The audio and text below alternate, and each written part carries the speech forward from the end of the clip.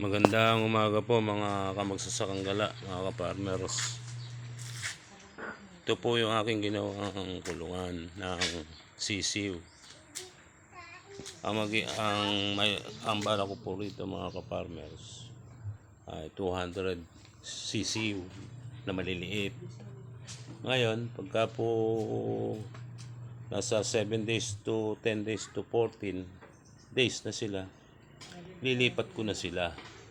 Kaya po 200, hindi ko lang po sure kung, kasi first timer ko, kung kasya po siguro 200. Kaya lang kung medyo masigip po, mag-expand ako rin eh.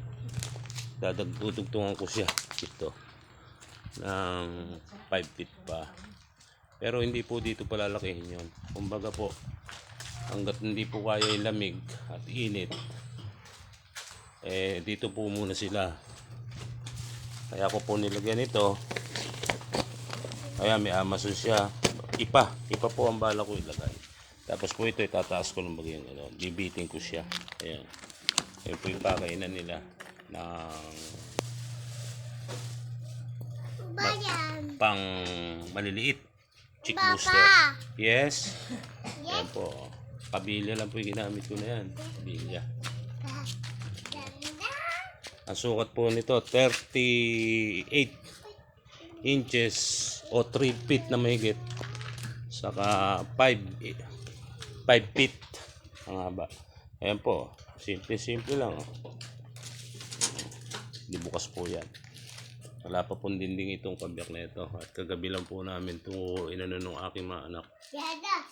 Yan, ayun po yung ano, ayan po yung pandinding po din eh. Ayan, si Pulis. Oh. Ayan po. Sasaran na natin na. Sasar natin na po. Oh. Excuse me. Ayan po mga ka-farmers, mga kamagsasakang gala. Dinubli ko po yung paa dahil nababaluktot eh. Dinubli ko. Ayan. Ganda. Ganda. Ayan po. Dinubli po yan. Simple lang po yan. Ako lang po gumawa na yan. Welding po at kabilya.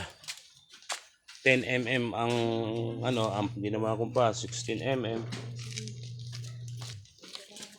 Dinubli ko pa ng 10 uli.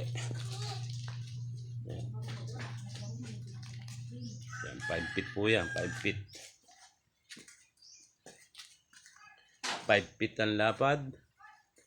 Ang haba. Sorry. 5 feet ang haba.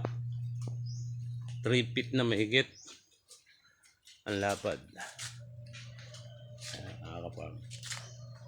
Amazon po, 6 na metro po yung binili ko. 75 po ang isa ng Amazon doon sa aking suki. Di hamak na mura po ito sa iba. Sa iba po 120, 90. Matalan doon po sa binilang ko 75. Sa Shopee po o sa online, mas mura po siguro. Kaya lang, hindi natin nakikita kung anong klase. Ayan. 75 lang po ang per meter. Ayan. Expand ko po ng konti pa dito yan. Dito, pagka po masikip sa 200 na sisiw. Pero baka naman po sakaling kumasya. May welding naman po ako eh. Ayun naman po yung aking gagawing ano, yung palakihan na hindi ko po balak ilagay mga kamagsasaka. Yan, ito po. Yan po yung kabilya. 20 po haba niyan eh. Sinukat ko na po. Kulang lang ng kalahating metro. Ay, kalahating ng half foot. Kulang lang po ng ano yan, ng konti. Sa 20 ang haba. Yan, ilalargo ko po yan. Makikita ko po sa inyo kung paano ko gagawin. Yan. Nakahanger po yan, 3 layer. Good morning po, hanggang dito na lang po. At maraming salamat mga ka-farmers, magsasakang gala.